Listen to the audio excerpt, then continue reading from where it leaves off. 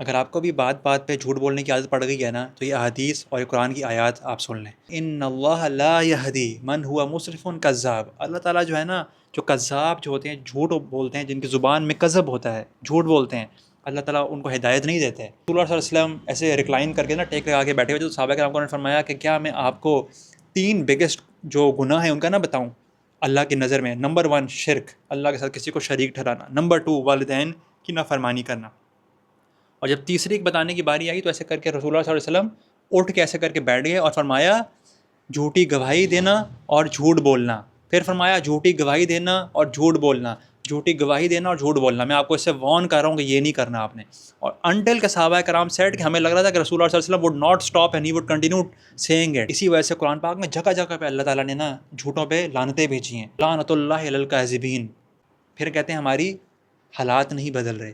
اللہ نے تو قرآن پاک میں ہمارے اوپر لعنتیں بھیجی ہوئی ہیں، اور ہم کہہ رہے ہیں، اور ہم اس ڈیلوژن اور ایلوژن میں ہیں کہ جناب ہم بخشے جائیں گے۔ قرآن پاک میں تو اللہ پاک نے اسپیشل لوگوں کے بارے میں بتایا ہے، وَالَّذِينَ لَا يَشْهَدُونَ الزُّورَ وَإِذَا مَرُّوا بِاللَّغْوِ مَرُّوا كِرَامًا۔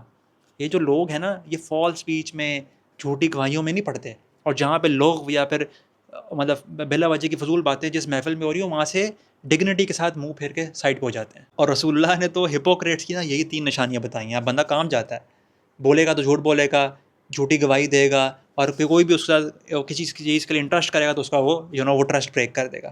ان المنافقین فی الدرک الاسفل من النار، یہ منافق جو ہوں گے نا دوزخ کے سب سے نچلے حصے میں ہوں گے۔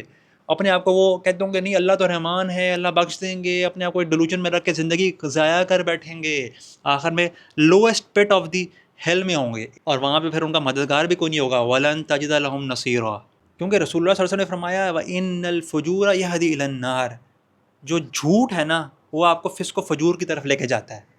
جب آپ جھوٹ بولنے کی آپ کی ہیبٹ ہوتی ہے تو آپ گناہوں میں زیادہ پڑنا شروع ہو جاتے ہو، اور جب آپ زیادہ گناہوں میں پڑنا شروع ہو جاتے ہو تو وہ آپ کو دوزخ میں لے جاتا ہے۔ تو میری آپ سے ریکویسٹ ہے، اس کے بعد سے جھوٹ بولنا بالکل اپنی زندگی سے نکال دیں، ورنہ آپ کی اسپرچول گروتھ نہیں ہوگی، اور ہم ultimately will end up in heel.